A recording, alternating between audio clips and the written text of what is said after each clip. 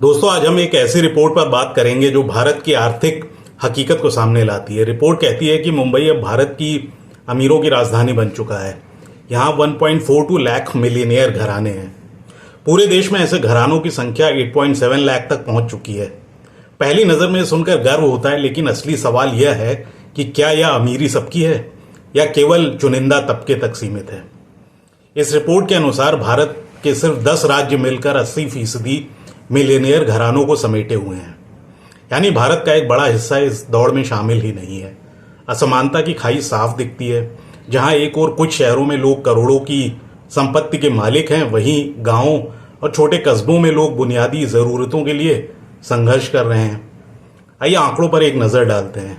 2018-19 में औसतन एक भारतीय परिवार के पास 22 लाख रुपए की संपत्ति थी, जो अब बढ़कर 34 लाख रुपए हो गई है।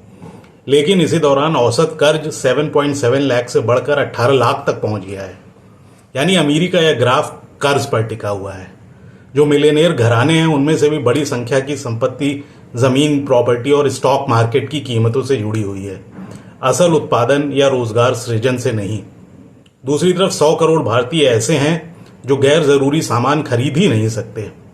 भारत का कंजम्पशन एक्सपेंडिचर मात्र $1400 है, जबकि चीन में यह 3 गुना है। यह अंतर बताता है कि भारत में एक मजबूत मध्यम वर्ग अब भी नहीं बना है। और तो और घरेलू बचत लगातार घट रही है। लोग घर, गाड़ी और पढ़ाई के लिए लोन ले रहे हैं और भविष्य के लिए बचत नहीं कर पा रहे हैं। इसका मतलब यह है कि अमीरी ऊपर ऊपर तो दिख रही है, लेकिन जड़ें धीरे धीरे खोखली होती जा रही हैं।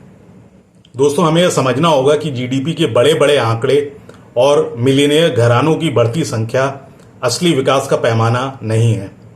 असली विकास तब है जब हर भारतीय के पास बचत हो, स्थिर आय हो और वह बिना किसी कर्ज के अपनी ज़रूरतों और सपनों को पूरा कर सके। तो ये सवाल आपसे है, क्या हम सच में विकसित हो रहे हैं या सिर्फ चुनिंदा लोगों की अमीरी को विकास का नाम दे रहे हैं?